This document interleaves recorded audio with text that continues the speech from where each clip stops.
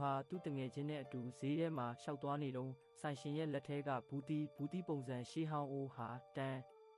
ဖိုးကြီးတဲ့ရှေးဟောင်းပစ္စည်းတစ်ခုဖြစ်နေတာကိုရုတ်တရက်မြင်လိုက်ရပြန်တယ်။ဒါနဲ့သူကဆိုင်ရှင်ကိုရောင်းမလားလို့မေးခဲ့ပါတယ်။ဆိုင်ရှင်ကဒေါ်လာနဲ့တူညတောင်းခဲ့ပေမဲ့နောက်ဆုံးမှာတော့ဒေါ်လာ600နဲ့ပဲရောင်းလိုက်ပါတယ်။အဲ့ဒီနောက်သူတို့ဟာဒီဘူးတီးကိုရှေးဟောင်းပစ္စည်းကျွမ်းကျင်သူသို့မဟုတ်ရောင်းဝယ်သူစီယူသွားတဲ့အခါဒီဘူးတီးဟာဒေါ်လာ300တူညအထိတန်ဖိုးရှိကြောင်းသိလိုက်ရပါတယ်အခုဆိုရင်သူ့မှာထူးခြားတဲ့စွမ်းအားတွေရှိနေတာတေချာသွားအောင်သူဟာရှေးဟောင်းပကြီးကားတစ်ချက်လေးလံတင်နေတဲ့